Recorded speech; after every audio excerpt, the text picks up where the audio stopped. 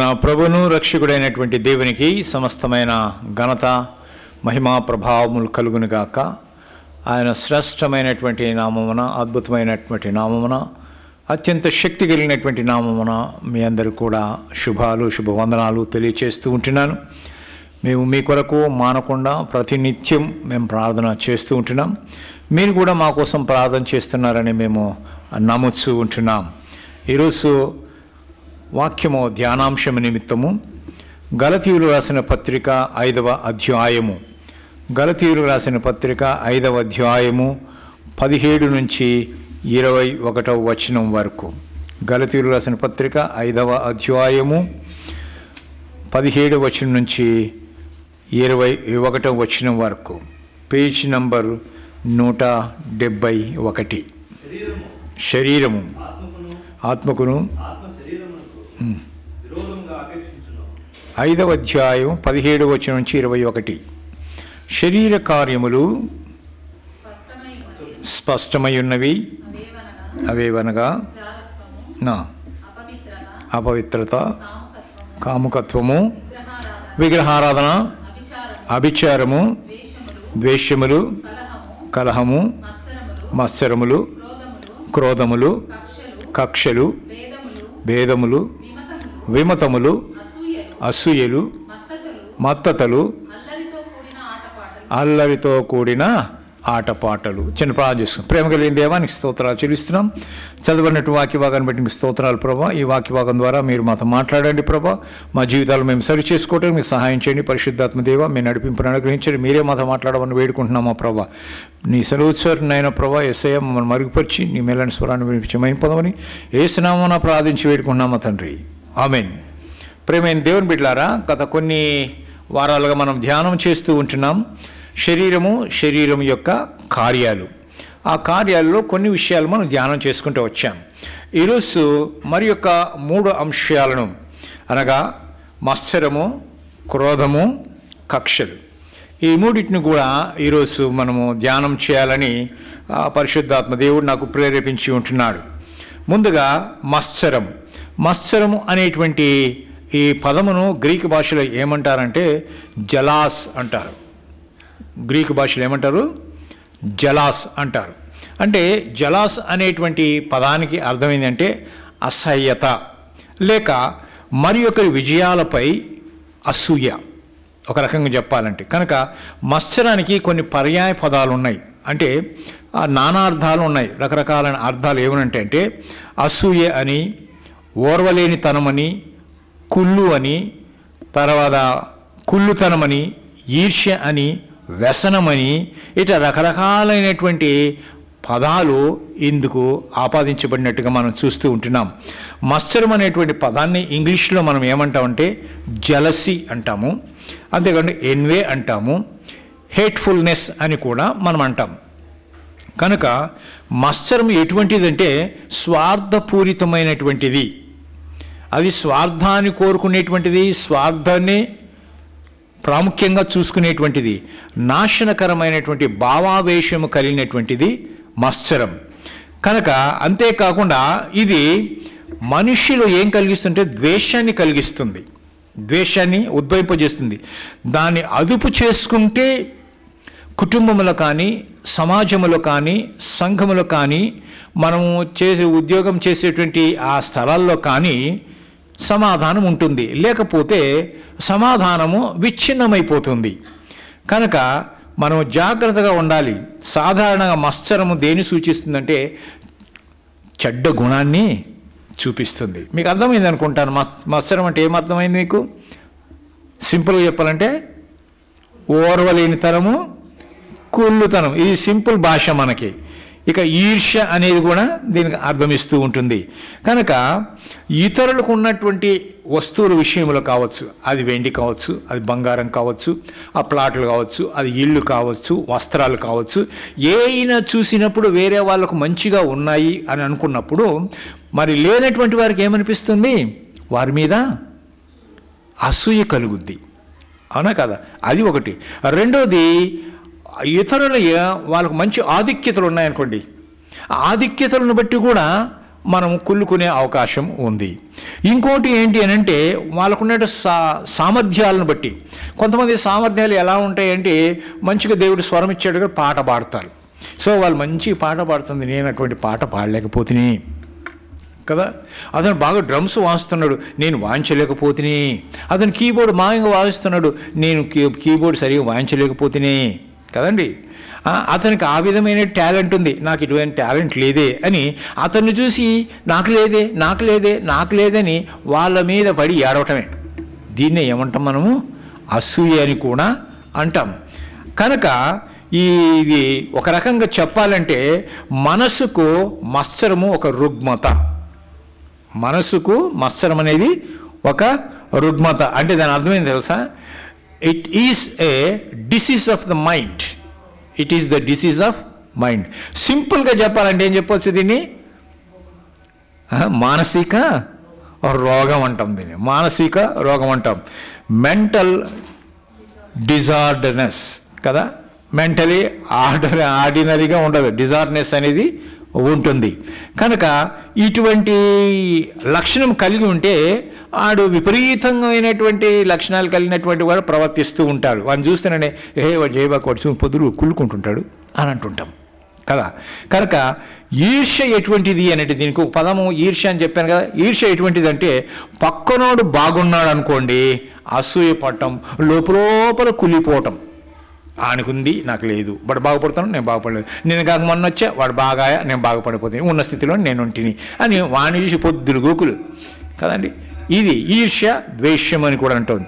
చూడండి, దేవుడు మరి ఈ భూమిని సృష్టించిన తర్వాత ఆదాము అవ్వలను సృష్టించి వారిని ఆశీర్వదించాడు. సరే, ఆశీర్వదించిన తర్వాత వాళ్ళకి సంతానం ఇచ్చాడు. వాళ్ళ పెద్ద కుమారుని పేరు ఏం పేరు? కయ్యేను. రెండవ కుమారుని పేరు ఏబేలు. ఈ కయ్యేను ఏం చేస్తానంటే పొలము, పంట, పండ్లు అవి ఇవి బాగా పండించేటువంటి వాడు. ఏబేలు అంటే ఈ గొర్రెలు, మేకలు వీటిల్ని పెంచుకునేటువంటి వాడుగా ఉన్నాడు. అయితే వీళ్ళు ఏం చేశారు? ఇద్దరు కూడా వాళ్ళు కలిగిన దాంట్లోంచి వాళ్ళు ఏం చేశారంటే దేవునికి అర్పణగా తీసుకొచ్చారు.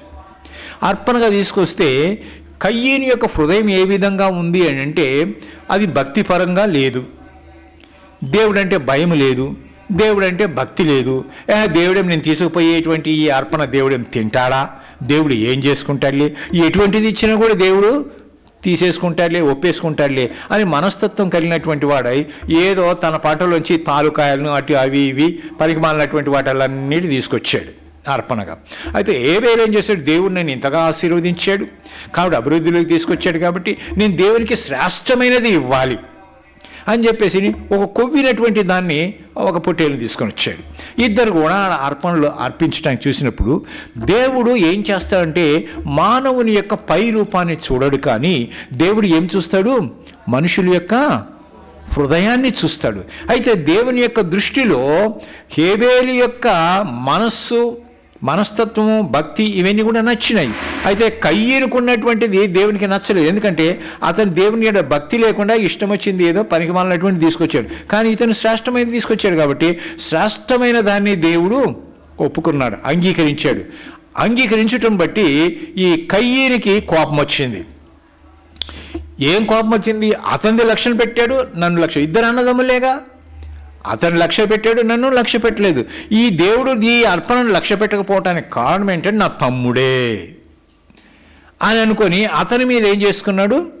అసూయను పెంచుకున్నాడు, ద్వేషాన్ని పెంచుకున్నాడు. సరే, అంతటా అయిపోయడం లేదు. అతని మీద కక్ష తీర్చుకోవాలనుకున్నాడు. ఏం చేశాడు అంటే మామూలుగా మాట్లాడుతున్నట్టు పోయి అతని మీద పడి చంపేశాడు. అంటే ఈ అసూయ ఎంతవరకు తీసుకొచ్చింది? తన సొంత తమ్ముడినే చంపేంతవరకు తీసుకొచ్చింది. చూశానండి, అంటే మొట్టమొదటిగా హత్య అదే. ప్రపంచం సృష్టించబడిన తర్వాత మొట్టమొదటి హత్య ఇదే, అన్న తమ్ముణ్ణి చంపటం. అంతేకాదండి, బైబిల్ గ్రంథంలో ఇంకొక వ్యక్తి ఉన్నాడు. అతని పేరు అబ్రహాం. అబ్రహాముకు ఒక కొడుకు వృద్ధాప్యంలో పుట్టాడు. అబ్రహాముకు 100 సంవత్సరాలు ఉన్నప్పుడు షారా అతని భార్యకు 90 సంవత్సరాలు. అప్పుడు దేవుడు ఒక కుమారుని అనుగ్రహించాడు. ఆ కుమారుని ఏం పేరు? ఇస్సాకు. ఇస్సాకుకు 2 కుమారులు. ఒక కుమారుడు, పెద్ద కుమారుని పేరేమో ఏషావు, రెండవ కుమారుని పేరేమో యాకోబు. ఈ యాకోబుకు 12 మంది కుమారులు, ఒక కుమార్తె. ఈ 12 మంది కుమారులలో 11వ కుమారుడు యోసేపు. ఈ యోసేపు కలలు కంటూ ఉండేటువంటి వాడు, కొంత వృద్ధాప్యంలో పుట్టాడు కాబట్టి ఇతను ఎక్కువగా తండ్రి ప్రేమించాడు. ఒక విచిత్రమైనటువంటి అంగిని కూడా కుట్టించి అతనికి ఇస్తే ఆ యొక్క యోసేపును ఈ యొక్క యాకోబు అతిగా ప్రేమించటం బట్టి, అరే మన అందరికన్నా యోసేపునే మన తండ్రి ప్రేమిస్తున్నాడు, ఎక్కువ అధికంగా ప్రేమిస్తున్నాడు కనుక విచిత్రమైన అంగిని మరి కుట్టించాడు, మనకన్నా ఎక్కువ చూశాడు కాబట్టి అని అతని మీద వాళ్ళు ఏం చేస్తారు, అసూయపడ్డారు. అసూయపడి ఎంతగా ఆ ఈర్ష్య ద్వేషం వచ్చిందంటే తన సొంత తమ్ముణ్ణి చంపేంత దానికి సిద్ధమైపోయారు.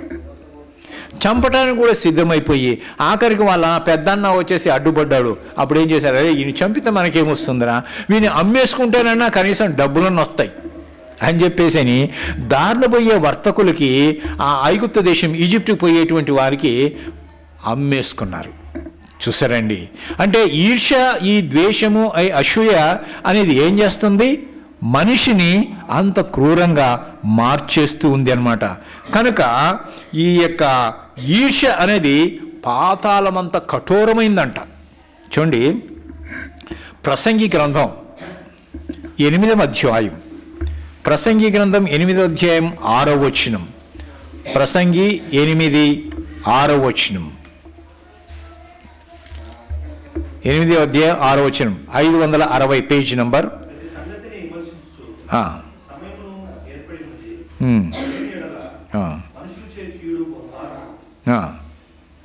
చూడండి, కనుక ఇక్కడ మనం చూస్తున్నాం, ఇంత చూసినట్టు ప్రతి సంగతి విమర్శించే సమయం ఏర్పడుతుంది. లేని ఎడల మనుషులు కీడు బహువారమగును. కనుక కీడు చేసేందుకు ఇతనికి ఈ యొక్క ఎవరు మన కయ్యనుగు చేసినటువంటి భారాన్ని బట్టి దేవుడు ఏం చేశాడు, అతన్ని శపించాడు. అతని నొసటి మీద ఏమేశాడు,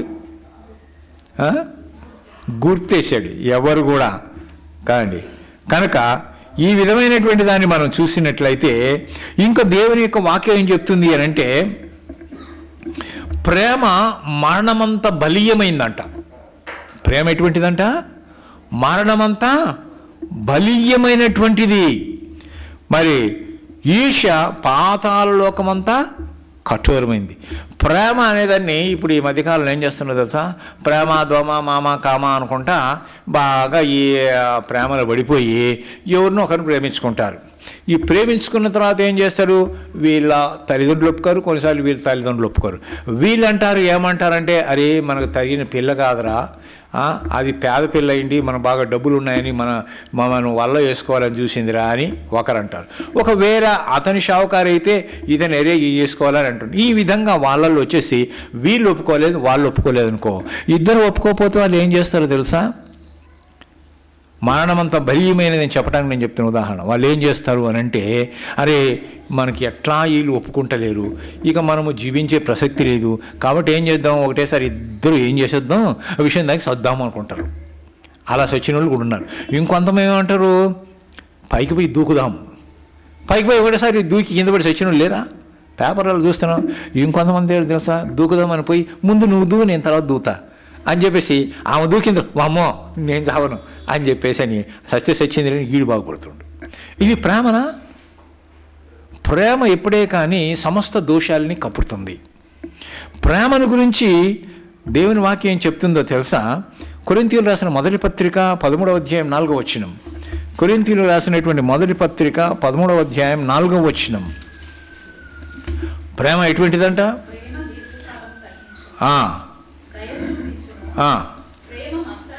ఏంటండి అది, ప్రేమ మత్సరపడదు, ప్రేమ కుళ్ళుకునేటువంటిది కాదు. కానీ ప్రేమ మత్సరపడదు కనుక మనస్సులో ఏముంచుకోదు, అది కపటం ఉంచుకోదు, కుళ్ళుతనం అది ఉంచుకోదనమాట. అయితే ఇక్కడ అన్నదమ్ముల ప్రేమ ఏ విధంగా ఉంది అని అంటే, స్వార్థం కోసము యోసేపుని, తమ్ముడైనటువంటి యోసేపుని డబ్బు కోసం వాళ్ళు అమ్మేసుకున్నట్టుగా చూస్తూ ఉంటున్నాం. బైబిల్ ఏం చెప్తుంది అని అంటే, నిన్ను వలే నీ పొరుగువారిని ప్రేమించుమంటుంది. అంటే మన సహోదరుని మనం ప్రేమించాలి, మన చుట్టుపక్కల వారిని ప్రేమించాలి, మన సంఘస్థులను మనం ప్రేమించాలి. ఏమండి? అయితే మనం ఏం చేస్తాం చాలా మటుకు ఈ రోజుల్లో ఎటువంటి వారంటే తోటి సహోదరిని ద్వేషించేవారు ఎక్కువైపోయారు. లోకంలో ఎక్కువ ద్వేషించేటువంటి వారు తోటి వారిని, వాళ్ళ సొంత వాళ్ళని కావచ్చు, వాళ్ళ పక్క వాళ్ళని కావచ్చు, వారు ఎటువంటి వారైనా కానీ వారిని ద్వేషించేటువంటి వారు ఎక్కువైపోయారు. కనీసం నీ తోటి సంఘ విశ్వాసి అయినా కానీ, లేకపోతే నీ పక్కింటి స్త్రీ కానీ, ఆమె ఏదైనా ఒక మంచి వస్త్రాన్ని, ఒక చీరను, మంచి చీరను కొనుక్కున్నదనుకోండి, ఈ చీరను చూసినటువంటి ఆమె మీద ఏంపడి అసూయపడి ఇంటికి పోయి ఏం చేస్తుంది తెలుసా? వాళ్ళ ఆయన వచ్చే వరకు కాసుకొని ఉంటుంది, ఎప్పుడు వస్తాడని. వాళ్ళ ఆయన వచ్చిన తర్వాత ఆమె కట్టుకున్నటువంటి చీరనే నాకు కొనిస్తావా లేదా అని అంటది. కొనియరు అని చెప్పేసి ఏమన్నా అన్నం నీళ్ళు మానేసి ఉపవాసం అనుకుంటుంది. లేదమ్మా ఇప్పుడు పరిస్థితి బాగలేవు అంటే కూడా అర్థం చేసుకోదు. ఇప్పుడు డబ్బులేమ్మా ఇంకోసారి కొనిస్తాను అంటే కూడా ఒప్పుకోక ఏం చేస్తుంది తెలుసా? ప్రేమ అంటాడు. ఏ రోజైనా నాకు ఇష్టమైంది అని కొనిచ్చావా అట్లా అని ఇక ఆయన మీద గొనుగుళ్ళు వేసేసి మొదలు పెడుతుంది. ఇక ఆయన తట్టుకోలేక రెండు మాట్లాడినా అనుకో, ఆమె ఇంకా రెచ్చిపోయి నీ బదులు నేను ఇంకొకరిని చేసుకొని ఉంటే ఎంత మంచిగా ఉండేటో, మంచిగా ఉండేది అప్పుడు చేసుకోవచ్చు కదా, ఇప్పుడు చేసుకొని తిప్పడు పట్టం ఎందుకు, నీ బదులు వాన చేసుకుని ఉంటే ఎంత బాగుండేటో అన్నాం. ఆడు కూడా అంటారు నీ బదులు దాన్ని చేసుకుంటే ఎంత బాగుండే, ఈ ఖరీదాన్ని చేసుకున్నట్టు కదా అనగా. అంటే ఇవి పొడుచుకోవటమే సరిపోయా. ఇవి ఆఖరికి ఏమైపోతుంది, కొట్టుకునే కాడికి వస్తుంది. కొట్టుకునే కాడికి వస్తే ఏమేం చేస్తే ఇంకా చేతులు ఇట్టి జరగొడుతుంటుంది. చేతులు చూస్తుందా లేదా, నీ పాడైపోను, అదైపోను, ఇదైపోయానని. ఏమన్నా కదా. అంటే ఇవన్నీ ఏం కలిగిస్తుంది? ఈర్ష్య. ఆ ఈర్ష్య తీసుకొచ్చి కుటుంబంలో శాంతి లేకుండా, సమాధానం లేకుండా చేస్తుంది. అవునా కదా. ఈ విధంగా చేస్తుంటే కనీసము భర్తను అర్థం చేసుకోలే, ఆర్థిక పరిస్థితిని అర్థం చేసుకోలే. సరే కొనిస్తానన్నాడు కదా, సరే అని ఒప్పుకోవాలి కదా, ఒప్పుకోకుండా ఏమో దాని మీద. ప్రియమైన సహోదరులారా, మీకు జ్ఞాపకం చేస్తున్నా, అటువంటి లక్షణం మీలో ఎవరన్నా ఉంటే మీరు పరలోక రాజ్యం చేరలేరమ్మా. కనుక అటువంటి లక్షణం ఉంటే తప్పకుండా వదిలేయండి.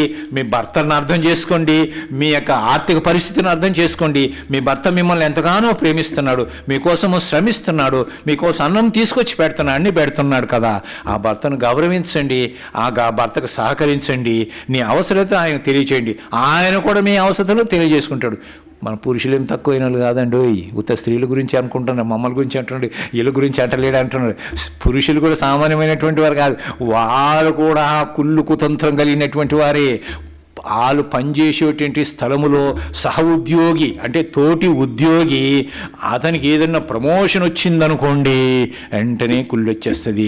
అతనితో వాళ్ళ యొక్క బాస్ బాగా క్లోజ్గా ఉండి అన్ని పనులు అతనితో చేపించుకుంటున్నాడు అనుకోండి, ప్రాముఖ్య పనులు చేపించుకుంటున్నాడు అనుకోండి, అతను గురించి ఆ బాస్ ఎక్కువగా పొగుడుతున్నాడు అనుకోండి, అప్పుడు ఏమైంది తెలుసా, వెంటనే ఈర్ష్య వస్తుంది. నిన్నగాక మొన్నొచ్చిండు, నాకన్నా వెనకలు వచ్చిండు, అతనికి ప్రమోషను, అతనికి ఇటువంటి ఆధిక్యత వస్తున్నాయి కాబట్టి నేను ఏమైనా కానీ ఈ బాస్కు ఇతనికి వ్యత్యాసం కలిగించాలా, వీళ్ళని దూరపరచాలని చెప్పి వీళ్ళు ఏమి లోపం దొరుకుద్దా, ఏం దొరుకుద్దా అని సాడీలు చెప్పడానికి, కనుక్కోవడానికి ప్రయత్నం చేస్తారు. ఇవన్నీ చేసేది ఏంటంట, అందులో ఉన్నటువంటి ఈర్ష్య స్వభావము. కనుక ఈర్ష్య ఉంటే మత్సరం అనేది కలుగుతుంది. ఈర్ష్య ఉన్నవారు అంతటితో ఆగిపోరు, కానీ మత్సరం కలిగినటువంటి వారు ఏం చేస్తారు, ఏదైనా హాని చెయ్యాలని ప్రయత్నం చేస్తుంటారు. వాని మీద అపవాదాలు మోపించి, వాని మీద ఏదేదో నేరాలు మోపించి మొత్తానికి ఆ బాసు నుంచి వానికి దూరము చేయాలి.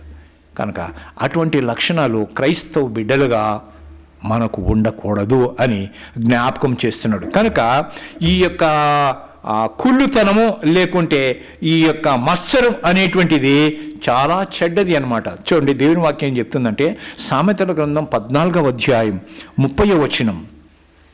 సామెతల గ్రంథం 14వ అధ్యాయం 30వ వచనం ఏం చెప్తుందో చూడండి. సాత్వికమైన మనస్సు శరీరమునకు ఏమంట జీవము. సాత్వికమైన మనస్సు మనం కలిగి ఉండాలి. సాత్వికులు ధన్యులు అంటున్నాడు కదా. సాత్వికమైన మనస్సు శరీరానికి ఏమిస్తుంది, జీవాన్ని ఇస్తుంది. అదే మత్సరం ఏమిస్తుందంట, ఎముకలకు కుళ్ళు. అందుకోసమని ఏమయ్యా ఇట్ అయిపోతానని ఆడు కుళ్ళుకొని ఇట్ అయిపోతుండలే అంటారనమాట.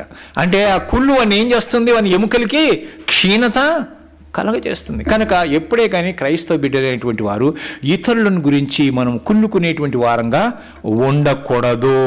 ఇంకా సామెతల గ్రంథములో మనం చూస్తాం 3వ అధ్యాయం 31వ వచనం. సామెతల గ్రంథం 3వ అధ్యాయం 31వ వచనం.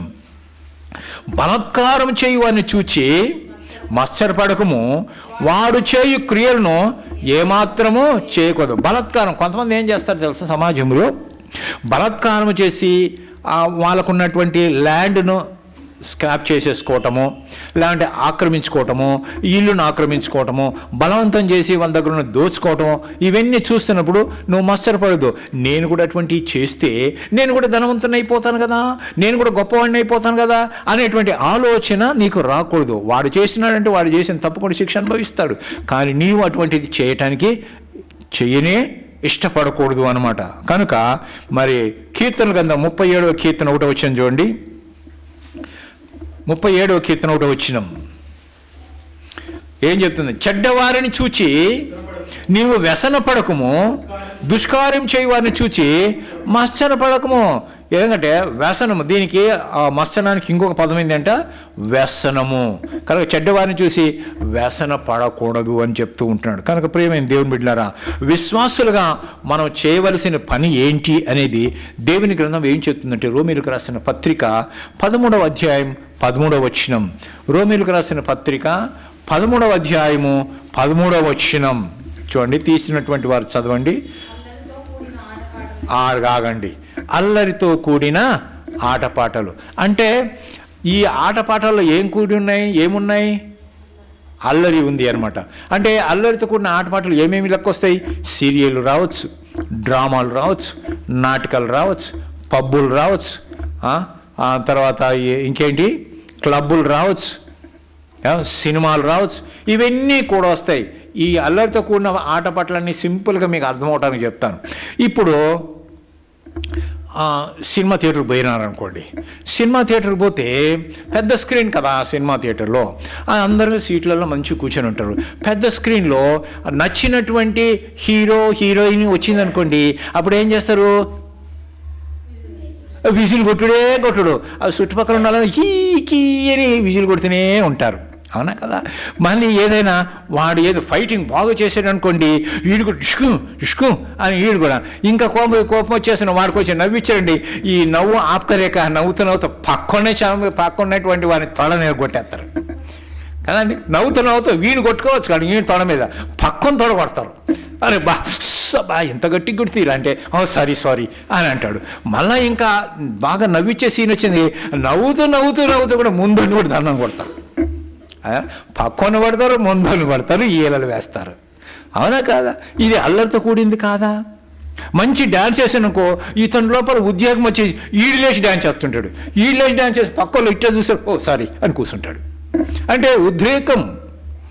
ఇది అన్నీ కూడా ఏంటంటే అల్లరితో కూడిన ఆటలు పాటలు.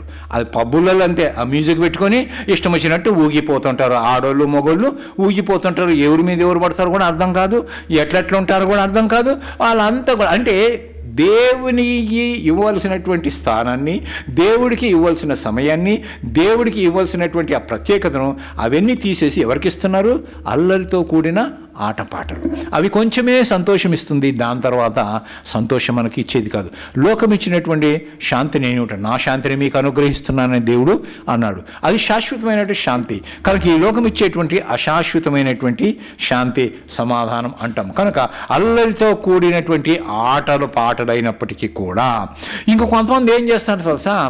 మత్తైనను లేక, మత్తు అని అంటే కొంతమంది గుటకాలు తీసుకోవచ్చు, లేకపోతే గంజాయి తీసుకోవచ్చు, లేకుంటే మత్తు పదార్థాలు తీసుకొని వాళ్ళు కామ వికారమైనటువంటి శాస్త్రాలకి వాళ్ళు పాల్పడుతూ ఉంటారు. అటువంటి విలాసాలకు పోవద్దు.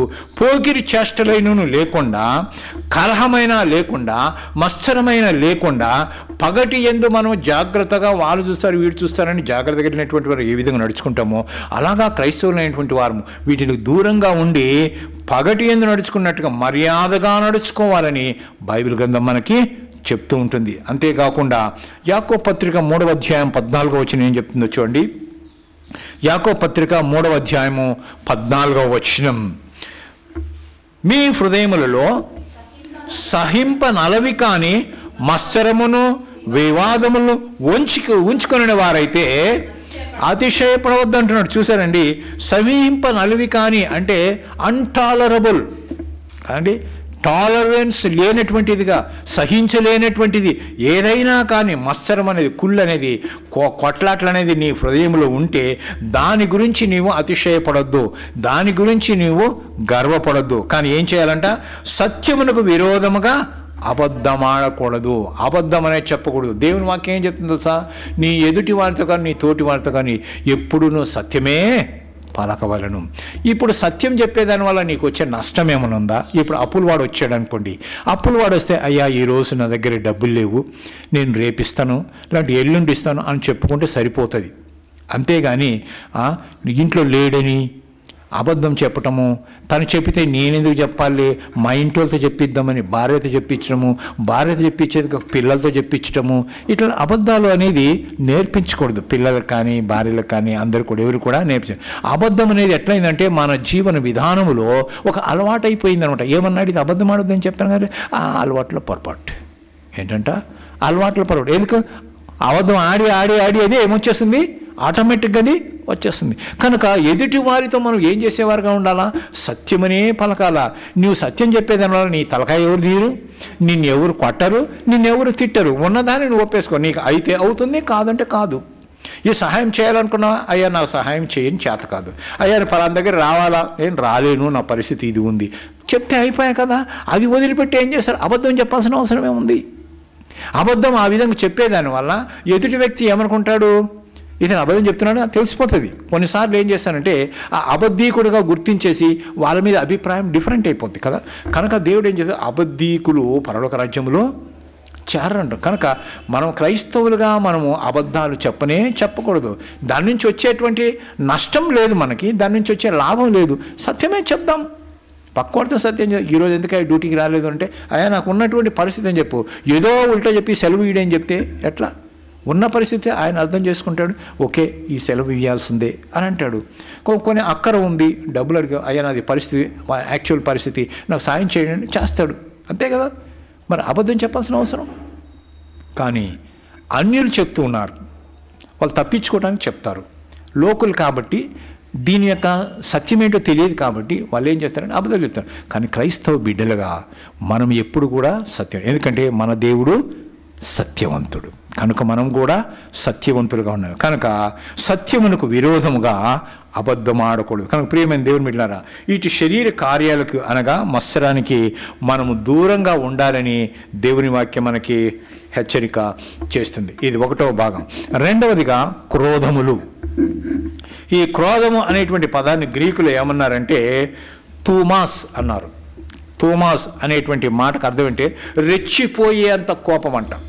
తూమాస్ అనేటువంటి పదానికి అర్థం రెచ్చిపోయేంత కోపం, లేకుంటే హింసాయుతకమైనటువంటి మాటలు క్రియలలోకి నడిపించేటువంటి కోపం. క్రియలలోకి నడిపించేటువంటి కోపం అంటే కోపోద్రేకంతో తను ఏం చేస్తున్నాడో ఏం మాట్లాడుతున్నాడో తెలియని స్థితిలోకి అతని వెళ్ళిపోయి తన కోపాన్ని అదుపు చేసుకోలేక విచక్షణ జ్ఞానాన్ని కూడా కోల్పోయినటువంటి వాడై, కోపావేశంతో సహనం కోల్పోయినటువంటి వాడై తన కోపాన్ని క్రియారూపకంగా చూపిస్తాడు. ఎలా చూపిస్తాడు? చేతిలో ఏది ఉంటే అది ఈసిరి కొట్టడమే, అది సెల్లుండని ఇంకేదైనా కొట్టడమే. ఏమండి ఇష్టం వచ్చినట్టు నోరు ఉపయోగించేసి బూతుమాటలు మాట్లాడటమే. ఇంకేం చేస్తాడు తెలుసా? సాధ్యమైపోయిందనుకో, ఇంకా కోపం ఎక్కువ వచ్చిందనుకో ఇక కిచెన్లోకి పోయి వాయించేసుడు. ఇంకా అవసరమైంది అనుకుంటే ఏం చేస్తాడు? కత్తి ఆడందాని ఆడ ఈడు ఎత్తుకేసి తీసుకుని పొడుసుడే. ఇంకా ఏమన్నా ఇంకా కోపం ఎక్కువైపోయిందంటే ఆడ ఏడ చూసి క్రేసం దొరికింది తీయని పోసి అగ్గిపెట్టుడే. ఇవి కృపా. ఇది ఎటువంటిది చూసండి. ఆ క్రోధము అనేటువంటిది అటువంటి క్షణికమైనటువంటి ఆవేశముతో వాళ్ళు అటువంటి హింసాయుతంగా వాళ్ళు ప్రవర్తిస్తూ ఉంటారు. కనుక కొన్నిసార్లు యాసిడ్ పోస్తారు, కొన్నిసార్లు కెరోసిన్లు పోస్తారు, కొంతమంది చంపుతూ ఉంటారు. ఇవన్నీ కూడా క్రోధం అనే పదానికి కొన్ని నానా అర్థాలు ఉన్నాయి. ఏంటి అంటే ఆవేశము అంటాం కదా. ఏదైనా గట్టిగా మాట ఎందుకంత ఆవేశం అంటామా లేదా? కనుక ఆవేశము అంటాం, కోపము అంటాం, మహాకోపం అంటాం, కోపోద్రేకము అంటాం, ఆగ్రహము అంటాం, రౌద్రము అంటాం కదండి. ఇట్లా రకరకాలైనటువంటి పదాలు అర్థాలు ఉన్నాయి. అదే ఇంగ్లీష్లో క్రోధం ఏమంటారు తెలుసా? యాంగర్ అని, బాదరేషన్ అని, చాఫింగ్ అని, డిస్ప్లేషర్ అని ఇటువంటి అర్థాలు ఇచ్చేటువంటి. కనుక క్రోధం, ఇప్పుడు మనకు రుచులు తెలుసు, రుచులు తెలుసు కదా. ఏం రుచులు అంటారు? షడ్రుచులు అంటారు, అవునా కదా. పులుపు, తీపు, కారం, అవునా, ఏమో వగరు, ఇవన్నీ కొన్ని షడ్రుచులు అంటాం కదా. అలాగనే షడ్గుణాలు ఉన్నాయి. ఆ షడ్గుణాలలో ఒక గుణం క్రోధం. కామ, క్రోధ, మద, లోభ, మత్సరాలు, కుళ్ళు, కుతంత్రాలు, ఇవన్నీ కూడా షడ్గుణాలు. ఈ గుణాలలో ఒక గుణము ఈ యొక్క క్రోధం అన్నమాట.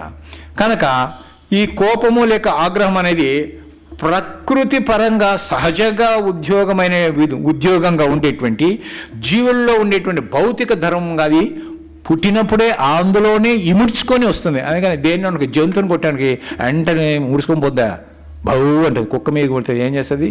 ముడుచుకొని పారిపోదు, మనిషి మీద తిరగబడుతుంది, అవునా కదా. అలాగని మనుషులు కూడా కొట్టారనుకోండి, కొట్టినట్లే అని ఊరుకుంటాడా? అది కోపం వస్తుందా రాదా? అంటే సహజంగా లోపల ఏమొస్తుంది? అది అణుచుకోవాలి అన్నమాట. కనుక ఏదైనా కానీ ఒక విషయము మనకు నచ్చంది కానీ, లేకుంటే మనకి మన అభిప్రాయాన్ని వేరొకరు విమర్శించేది కానీ, వ్యతిరేకంగా ఉండేటువంటి దాన్ని కానీ ఆ అనుభూతిని కలిగించేదాన్ని కోపోద్రేకం అని మనము అంటాం. దీని పర్యావసానంగా మనం ఏం చేస్తామంటే ఎదుటి వ్యక్తి మీద దాడి చేసేటువంటి అవకాశం ఉంది. కనుక దాడి చేయటానికి కారణం ఏంటి అని అంటే వాళ్ళలో ఉన్నటువంటి క్రోధం. అందుకే క్రోధం కలిగినప్పుడు ఆవేశాన్ని మనం ఏం చేయాలంట?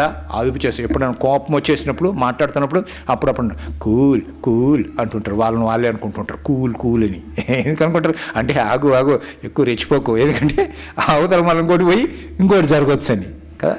కనుక ప్రియమైన దేవుని బిడ్డలారా, మనము కోపావేశానికి గురి కాకూడదు. కోపపడుడి కానీ పాపము చేయకుడి. కోప్పడండి, తప్పు చేసినప్పుడు కోప్పడండి, కానీ పాపం మాత్రం చేయకూడదు. ఆ కోపంలో ఇష్టం వచ్చినట్టుగా మాట్లాడబాకండి, ఇష్టం వచ్చినట్టుగా ప్రవర్తించబాకండి, క్రూరత్వం కలిగినటువంటి వారుగా ప్రవర్తించబాకండి అని దేవుని వాక్యం మనకి సెలవిస్తూ ఉంటుంది. కనుక సామెతల గ్రంథం 27వ అధ్యాయం 4వ వచనం చెప్తుంది చూడండి. సామెతల గ్రంథం 27వ అధ్యాయం 4వ వచనం బైబిల్ ఏం చెప్తుందంటే, క్రోధము ఎటువంటిదంట? క్రూరమైనది. ఎటువంటిదంట? క్రూరం. క్రూరత్వం దేనికి ఉంటుందండి? దేని యొక్క లక్షణం? జంతువు యొక్క లక్షణం, అడవి జంతువు యొక్క లక్షణం. పులులు, సింహాలు ఇటువంటి ఉంటాయి కదా, వాటిలో క్రూరత్వం కలిగినటువంటి.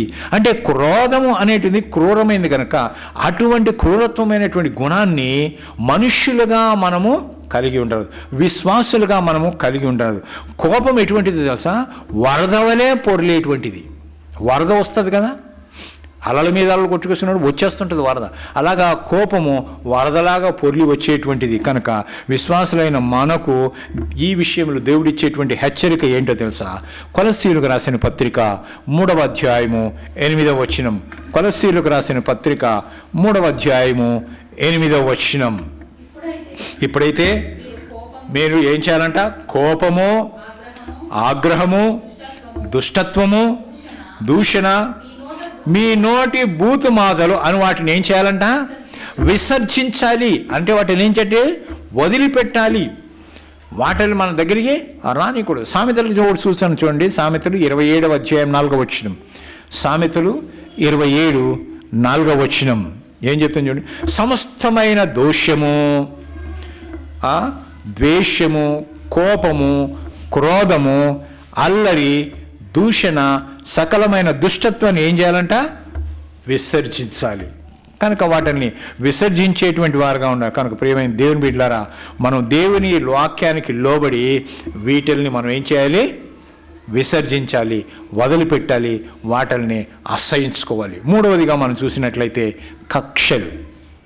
కక్షలు అనే దానికి నానా విధాలైన అర్థాలు ఉన్నాయి. ఏంటి అంటే వైరము అంటాం, పగ అంటాం, ప్రతీకారం అని కూడా అంటాం.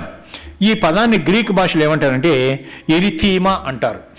ఎరిథీమా అంటే స్వార్థపు కోరికలు, అధికారాన్ని కోరుకునేటువంటి అర్థం. అదే ఇంగ్లీష్లో దీన్ని ఏమంటామంటే వెంజన్స్ అని, రివెంజ్ అని, ఇంకేమంటారు అన్కంట్రోలబుల్ యాంగర్ అని. కనుక అంటే కంట్రోల్ చేసుకున్నటువంటి కోపము అని చెప్పి అనమాట. కక్ష సాధింపు కూడా చేస్తుంటారు. కక్షలు, అవునా కదా? బాగా ఉన్నప్పుడు భర్త వచ్చి బాగా కొట్టాడు అనుకోండి, తాగొచ్చి ఏదో చేసి కొట్టాడు, ఇది మనసులో పెట్టుకుంటుంది. ఈ మనసులో పెట్టుకొని ఒక రోజు చేసి ఎక్కువ కారం వేస్తుంది, ఎక్కువ ఉప్పు వేసేస్తుంది. ఎట తీసుకుంటుంది? భర్త మీద కోపము, ఉప్పు వేసో కారం వేసో నోరు మంటలు వేసేటట్టు చేస్తుంది. ఏదో ఒకటి నవ్వుతా గిచ్చేస్తుంది గట్టి. ఏంటి గిచ్చేసిన? కక్ష, అది కదా కక్ష సాధింపు, అవునా కదా? ఈ కక్షల గురించి మనం ఒకసారి ఆలోచన చేసామనుకోండి, కొంతమంది మనుషులలో ఎట్లా ఉంటుందంటే ఈ కక్ష అనేది గుణము వాళ్ళలో కొన్నిసార్లు బయట ఎట్లా క్రియల ద్వారా బయటపడుతుంటారు. ఎట్లా ఒక వ్యక్తి మీద ఎవరో వాళ్ళకి చనిపోయారు, చంపేయబడ్డారు అంటే ఎప్పుడు చంపివేయబడినప్పుడు మా వాడిని చంపాడు కదా, వీళ్ళని వాడు చంపాడు కదా అని చెప్పి వీళ్ళు ఏం చేస్తారు, మనసులో పెట్టుకుని బాగానే మాట్లాడుతుంటారు. తినే దగ్గరనో తాగే దగ్గరనో వాళ్ళని పిలిచిపోయి బాగా ఉండి 10 మందిని జమ చేసి ఊరు లేని స్థలాన్ని తీసిపోయి ఏం చేస్తారు, వాడిని పొడి చేస్తారు. ఆ కక్షతో ఏం చేస్తారు తెలుసా? ఒకటి కాదు, ఒకటి పొడిచి మళ్ళీ ఏం చేస్తారు, నా కోపం ఎక్కువ అయిపోయింది, ఒకటి తీసి 2, 3, 4 ఇంకా పొడిచిండు. అంటే ఆ కఠినంగా అంత ఘోరంగా అతని ఆ విధంగా చంపుతున్నాడంటే అతనిలో ఏముంది? కక్ష సాధింపు ఉంది. కనుక ఇటువంటి వాటిని ఎందుకయ్యా చచ్చిపోయిన పోలీసు వాళ్ళందరూ ఎంక్వైరీ చేసి ఏం చేసింది, ఇది పాత కక్షలేండి, ఇది కుటుంబ కక్షలేండి అంటారా లేదా? అంటే కుటుంబాలలో ఆ కక్షలు బయటకు కనిపించకుండా వాళ్ళ హృదయంలోనే భద్రపరుచుకొని సమయం వచ్చినప్పుడు దాన్ని ఉపయోగిస్తారు.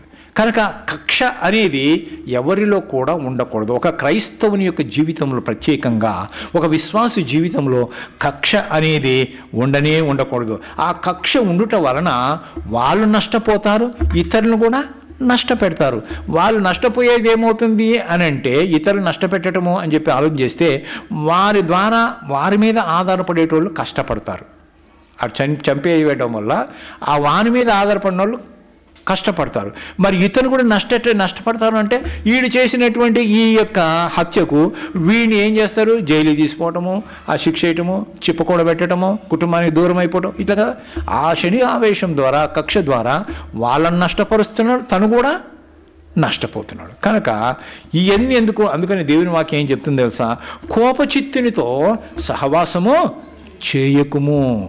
కోపము ఉండకూడదు ఎక్కువ. మానవుని యొక్క కోపము దేవుని నీతిని నెరవేర్చదు అని బైబిల్ చెప్తుంది. కనుక కోపము అనేది మనం దానికి సామెత ఉంది కదండి. ఏంటి ఆ సామెత? తన శాంతమే తన శత్రువు, అవునా? అట్లా తన శాంతమే తన మిత్రువు, తన కోపమే తన శత్రువు, అవునా కదా? తన శాంతము తనక మిత్రుడు, తన యొక్క కోపము తనకి శత్రువు. అంటే ఆ కోపము ద్వారా నీవు అనేక చేయరాని చేసి అది నీకు శత్రుత్వంగా మారిపోయి నీవు శిక్ష అనుభవించాల్సి వస్తుంది. కనుక ప్రేమైన దేవుని బిడ్డలారా, మనము కోపచిత్తునితో, కోపం కలిగినట్టు ఏమైనా మాట్లాడతాడు, కోపిస్తాడు, మా బాస్ చాలా కోపిస్తండి అంటుంటారు. ఇంట్లో మా ఆయన ఏదైనా చెప్తే బాగున్నావా అని అంటే నేను బాగుంటే బాగలేక నీకేమొచ్చింది అంటుంటారు. ఏమన్నా తిన్నావా, భోజనం చేసాను, నేను తింటే తినకపోతే నీకెందుకంట అని అంటే పలకరిస్తే కోపం వచ్చేస్తుంది. పలకరిస్తే కోపం, ముక్కు మీద కోపం కూడా. ఇక భార్య ఏం చేస్తుంది తెలుసా? అమ్మో ఈయన దగ్గరికి పోతే ఊరు కొట్లాడుతుంటాడు, దెబ్బ ఈ రంకెలేస్తుంటాడని చెప్పేసి అని ఆయన దగ్గర పోవడానికి భయం, పిల్లలు కూడా పోవడానికి భయం. ఎందుకు? కోపిష్టి. అలా భార్య కూడా ప్రవర్తిస్తూ ఉంటుంది. కనుక కోపము కలిగి ఉండబాకండి అని దేవుని వాక్యం చెప్తుంది. ఎందుకంటే కోపము దేవుని నీతిని నెరవేర్చదు. కోపపడుడి కానీ పాపము చేయకుడి. కనుక ప్రేమైన దేవుని బిడ్డలారా, అందుకే దేవుని వాక్యం ఏం చెప్తుందంటే కొరింథీయులకు రాసినటువంటి మొదటి పత్రిక 1వ అధ్యాయము 10వ వచనం, కొరింథీయులకు రాసిన మొదటి పత్రిక 1వ అధ్యాయం 10వ వచనంలో ఏం చెప్తుందంటే, మీరందరూ ఏకభావంతో మాట్లాడాలంటే మాటలు మాట్లాడేటప్పుడు ఏకభావం కలిగినటువంటి వారంగా ఉండాలి, కక్షలు లేనటువంటి వారుగా ఉండాలి, ఏక మనస్సుతో ఏక తాత్పర్యమును కలిగి మీరు సందిగ్ధులై ఉండండి అంటున్నాడు. కనుక మన జీవితాలలో కక్షలు అనేటివి, మన కుటుంబంలో కక్షలు అనేటివి, మన బంధువుల మధ్య కక్షలు అనేటువంటివి, మన సంఘాలలో కక్షలు అనేటువంటి, సమాజంలో కక్షలు అనేటివి ఉండకూడదు. రాజకీయ పార్టీలకు ఎట్లా వాళ్ళ మీద వీళ్ళ మీద ఏది ఫ్యాక్షనిజం అంటారు కదా, ఒకరి మీద కక్షలు పెంచుకోండి, అటువంటి అన్యులకు చెల్లుతుంది కానీ విశ్వాసులకి ఇవి చెల్లవు. ఏ మానవుడు కూడా కక్షలు ఉంచుకోకూడదు. నిన్ను వల్ల నీ పొరుగు వారిని ప్రేమించమని దేవుడు చెప్తున్నాడు కదా. కాబట్టి ఎదుటి వారిని తప్పు చేస్తే క్షమించండి. ప్రేమ సమస్త దోషములు కప్పును ఉంటుంది. కాబట్టి మరి నీలో ప్రేమ ఉంటే ఎంత పెద్ద తప్పు చేసినా కానీ అది నీకు చిన్నగా కనిపిస్తుంది. నీకు అతని మీద ప్రేమ అభిమానం లేదనుకో, ఇంత చిన్న తప్పు చేసినా భూతద్దంలో చూసి ఇంత పెద్ద తప్పులాగా చూపిస్తావు. ఎందుకు నీకు ఇష్టం లేదు కాబట్టి పెద్దగా చూపిస్తావు. పెద్దది ఉన్నా కానీ నీకు ఇష్టం ఉంది కాబట్టి సింపుల్ కొట్టుపడేస్తావు. అవునా కాదు? అలా కాదు. కనుక ప్రేమ అనేది సమస్త దోషాలని కప్పుతుంది. అందుకోసమని యేసు యొక్క ప్రేమ గొప్పది కాబట్టి మన దోషాలన్నింటినీ కూడా ఆయన ఏం చేశాడు? క్షమించాడు. మనము చేసిన పాపాల కోసం, మనం చేసిన దోషాల కోసం, మనం చేసిన అతిక్రమాల కోసం మనము శిక్షించబడాలి. మనకు బదులుగా మన స్థలములో, మన స్థానములో ఆయన సిలువ వేయబడి ఆ భారాన్ని, ఆ శాపాన్ని ఆయన భరించాడంటే ఆయన ప్రేమ ఎంత గొప్పది. కనుక ఆయన ప్రేమను చూసినటువంటి మనము, ఆయన ప్రేమను కలిగినటువంటి మనము కూడా ఇతరులను కూడా ఎట్లా ప్రేమించాలి? నిన్ను వలె నీ పొరుగు వారిని ప్రేమించుమని చెప్పినట్టుగా మనం ఇతరులను కూడా ప్రేమించేటువంటి వారంగా ఉండాలి. ఫిలిప్పీయులకు రాసిన పత్రిక 2వ అధ్యాయం 3వ వచనం. ఫిలిప్పీయులకు రాసిన పత్రిక 2వ అధ్యాయం 3వ వచనం. కక్ష చేతనైనను వృధాతిశయము చేతనైనను ఏమీ చేయక అంటున్నాడు. చూసారండి, కక్ష చేత కానీ, వృధాశయము అంటే వ్యర్థమైనటువంటి ఆవేశము, అతిశయం అనేటిది, వీటి చేత ఏమి చేయబాకండి. ఏం చేయాలంట? వినయమైన మనస్సు గలవారై ఉండాలి. అంటే వినయమైన మనస్సు అంటే తగ్గింపు స్వభావము, తగ్గింపు తనము అనేది మనలో ఉండాలి. తన్ను తాను తగ్గించుకునేవాడు హెచ్చించబడును, తన్ను తాను హెచ్చించుకునేవాడు తగ్గించబడును. కనుక వినయము కలిగినటువంటి వారంగా ఉండాలి. వినయము విధేయత కలిగినటువంటి వారంగా ఉండాలి. తగ్గింపు మనసు గల వారమై ఉండి ఇంకేం చేయాలంట? ఒకరినొకడు తనకంటే యోగ్యుడని ఎంచుకోవాలి. అంతేగాని మనం నాకన్నవాడేం గొప్ప, నా చదువులో గొప్పనా, నా యొక్క ఉద్యోగంలో గొప్పనా, నా సంపదలో గొప్పనా, నా అందంలో గొప్పనా, నా బలగంలో గొప్పనా అని ఎదుటి వారిని తక్కువగా చూడకూడదు. ఎలా చూడంటే, నాకంటే వాడు గొప్పవాడు, నాకంటే శ్రేష్ఠుడు అని నువ్వు ఎప్పుడు అతని గురించి అనుకుంటావో అతను కూడా నిన్ను గురించి అదే విధంగా అనుకుంటాడు.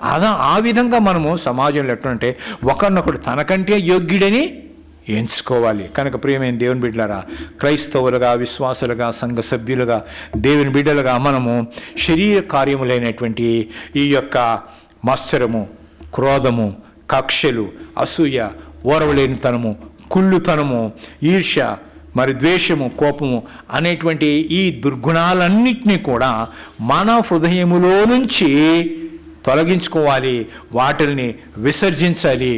దేవుడు చెప్పినట్టుగా నిన్ను వలె నీ పొరుగువాను ప్రేమించుము అనేటువంటి మాటను మనము ఏకీభవించినటువంటి వారమై, ఆ మాటకు లోబడినటువంటి వారమై, ఆ వాక్యానికి లోబడినటువంటి వారమై, ఏక మనస్సు కలిగినటువంటి వారమై, ఏక తత్వము కలిగినటువంటి వారమై, ఏక తాత్పర్యం కలిగినటువంటి వారమై, ఒకరినొకరిని యోగ్యులుగా ఎంచుకుంటూ వినయ మనస్సు కలిగినటువంటి వారమై మన సమాజంలో ఒక మాదిరిగా క్రీస్తు బిడ్డలుగా జీవించినట్లుగా దేవాది దేవుడు మనకు సహాయము చేసి నడిపించునుగాక. ఆమేన్. చిన్న ప్రార్థన చేసుకుందాం. ప్రేమ కలిగిన మా దేవ, నీకు వందనాలు, స్తోత్రాలు చెల్లిస్తూ ఉంటున్నాం. సూటిగా స్పష్టంగా నాయన మీరు మాతో మాట్లాడినారు, మీకు స్తోత్రాలు. ఇప్పుడు చెప్పబడినటువంటి నాయన మరి యొక్క కక్షలు, క్రోధములు, నాయన అసూయలు, నాయన ఇటువంటి మా హృదయాలలో ఉన్నట్లయితే వాటిని నాయన విసర్జించడానికి మీ కృప చూపించండి. మీరు చూపించినటువంటి ప్రేమను మేము కలిగినటువంటి వారుగా, ఇతరుల మేము కూడా ప్రేమ కలిగినటువంటి వారుగా జీవించడానికి, ఒకరినొకరిను యోగ్యులైనటువంటి వారుగా ఎంచుకోవటానికి మీరు సహాయం చేయండి. మీకే మహిమా ఘనత ప్రభావం కలిగించుకోమని యేసు నామమున ప్రార్థించి వేడుకుంటున్నాము తండ్రి. ఆమేన్. ఆమేన్.